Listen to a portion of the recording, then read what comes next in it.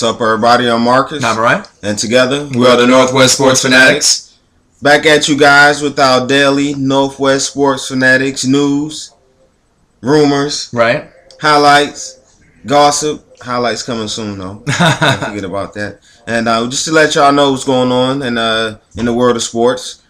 Tune in for us every day. We will give y'all something to look forward to. Absolutely. What's happening today in the world of sports, all right? All right, started off, we're going to go to the NBA, the Ballin'. hometown team, the Portland Trail Blazers. We got someone that we used to have on our team, Mr. Steve Blake. Okay, Blakey. I like Blake, right? man, from Maryland. Right, from Maryland, and played with us in 07 to 09, so we're familiar with him,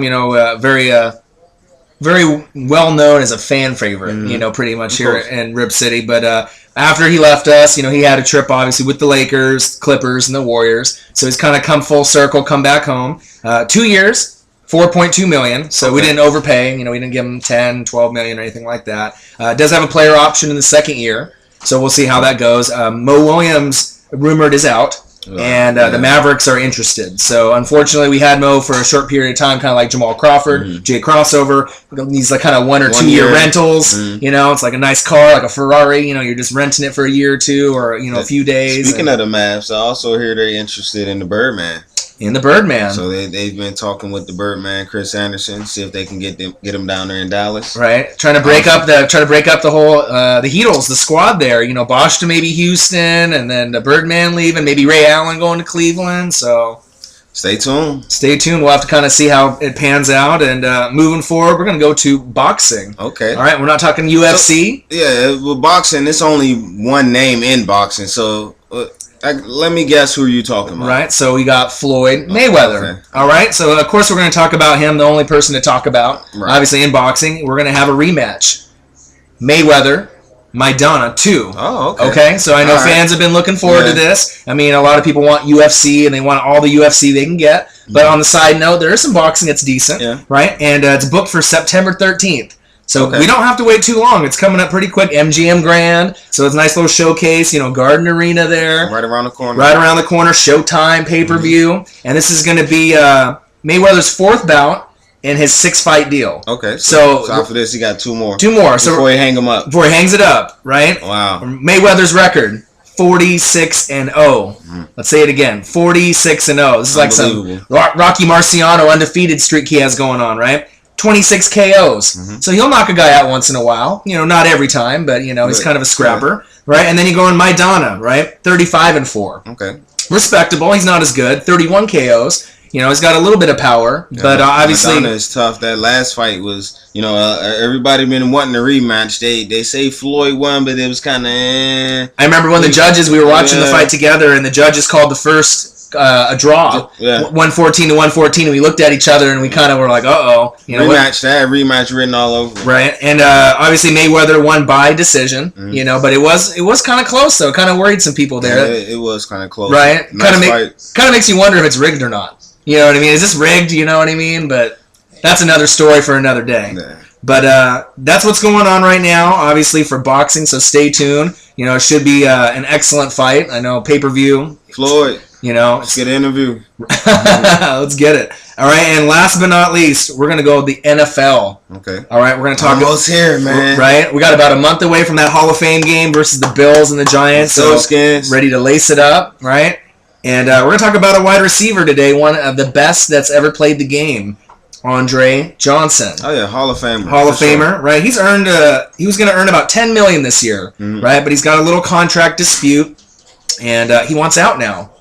So this is really kind of an eye-popping moment right now, because this is like a future Hall of Famer, and teams are interested, and it also depends if they have the money, right? So that they don't go over the cap, right? Otherwise, they're going to get penalized, right? Well, you know how it goes. New regime. Some of the old players from the old regime don't get to stick around. Right. Business moves. They kind of in a half rebuilding, but not rebuilding, right?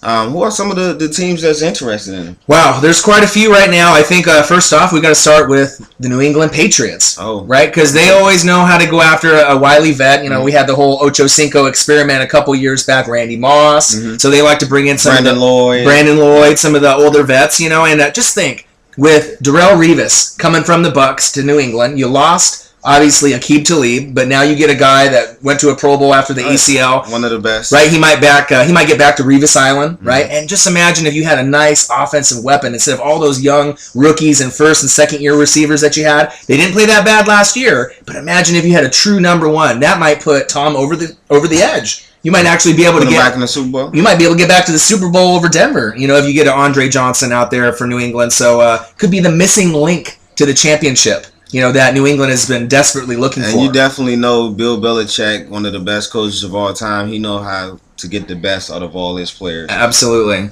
And so stay tuned for the Patriots. I mean, it could happen, but there's a couple other teams, too, that make sense. They're not as good of a contender. These are teams that have money, but obviously the skill set of the rest of the team and the coaching staff, they're not up to par as some of these elite teams. Right. So we're going to be talking about, like, the Cleveland Browns, right? So you have Johnny Football. He needs weapons. And then what happens? Yes, he does. Right? Josh Gordon. Right? You get in trouble 2 times in about a month and a half, and it's not looking good for you. You may be suspended for the whole year. You need weapons for Johnny Football to grow with.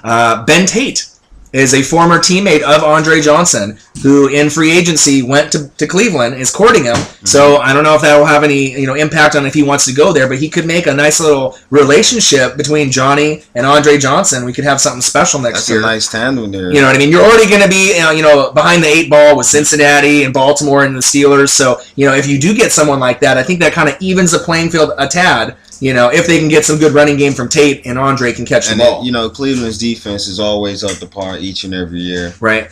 And don't forget about the tight end now. Right, Jordan Cameron. A very nice tight end that's up and coming, so we'll see if that happens. Another good fit, I think, would be the Raiders. The Raiders, right? With the Raiders, you have Matt Schaub. Right. He's familiar with Andre Johnson. They played together. They got that bond there. And, think about who they got. They got James Jones in free agency, right, from the Green Bay Packers. He's kind of a wily vet that's kind of going to the end of his career. But you have guys like Rod Streeter, about an average wide receiver, right? You got Greg Little. I would put him a little bit below average. And then you got your probably best receiver, Denarius Moore. Right? I like Denarius Moore. I like Denarius Moore too as well. But they do need another person there that can take the role as the true number one because, they're going to need all the help they got. They got the hardest schedule in the NFL this upcoming year. Okay. Right? So I think that might be a nice fit there. And then I think another one might be the Jacksonville Jaguars. Okay? They're kind of like a sleeper team because they have the money.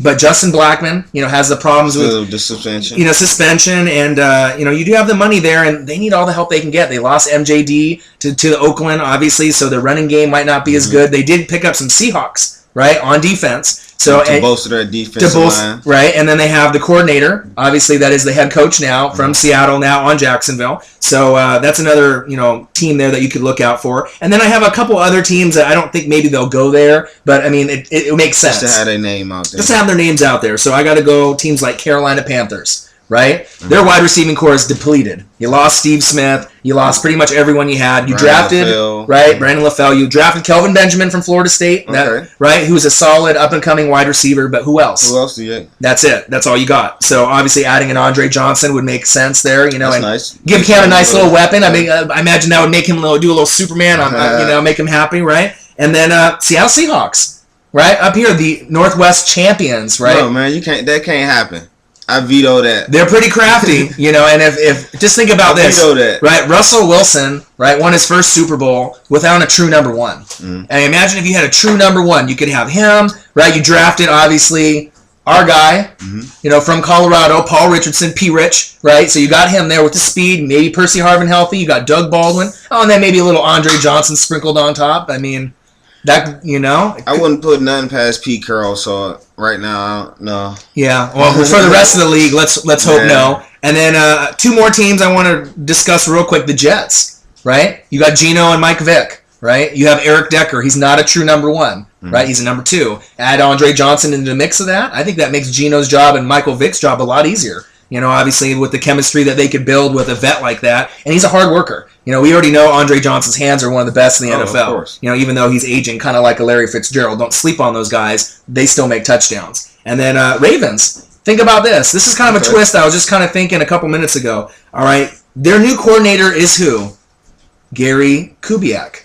Okay. And if that name seems familiar, it was the head coach of the Texans last year, right? Before he got fired. Andre Johnson racked up all of his numbers. All his stats and all his yards. So who is the most familiar with Andre Johnson, his tendencies, and how he is? His former coach. So that could kind of make sense. And then think of this. I was just thinking of this. So if that happens, you got Andre Johnson for Joe Flacco to throw to. You still have Ray Rice. You know, he's getting in trouble a little bit in the offseason, but you still have him at running back. Then you got Torrey Smith, kind of up and coming. And then you just signed Steve Smith from the Panthers. That could make that little trio of wide receivers one of the best in the NFL. Joe Flacco, a legitimate right? trio. After his little Super Bowl win. So that could really make Baltimore a true threat, not only in the North, right, over Pittsburgh, Cincinnati, and Cleveland, but the whole AFC. The playoffs. Right? So that's something to kind of look out for. And then I think the only other team that I could think of, maybe you would say so too, the Chiefs. Right? Of course. Right? You got Alex Smith. They need help scoring, right? You got Dwayne Bowe, right? He's kind of not really living up to his potential. They need someone else there to throw the ball to. What do you think about the Chiefs? Yeah, the Chiefs will be a great fit. You also got Jamal Charles back there. Right? They're going to start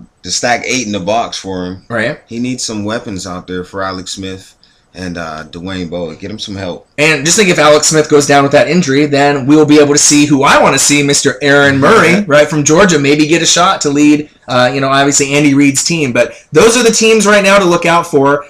It sounds like I don't think there's a 0% chance he'll go back to Houston. But it doesn't really sound very good right now. It's not sounding good right now. Right, and also he was supposed to earn $1 million, right, just to come to practice, right? And he came 2 days late, and then they said they wouldn't pay him, and so he's kind of upset about that. I mean, that could have been the easiest $1 million you made, right? Go to practice, right? Exactly. Practice, right? Practice. You're talking Right, about but practice, man. stay tuned. It sounds like he might make a decision within the next, probably I would say 3 to 4 days, Okay. and then who knows? He might be in on your favorite team by the time the night's over. So make sure you stay tuned to us. All right. We'll have another video for you tomorrow. Some new news, rumors. Tell a friend. Tell a friend. Northwest Sports Fanatics. Yeah.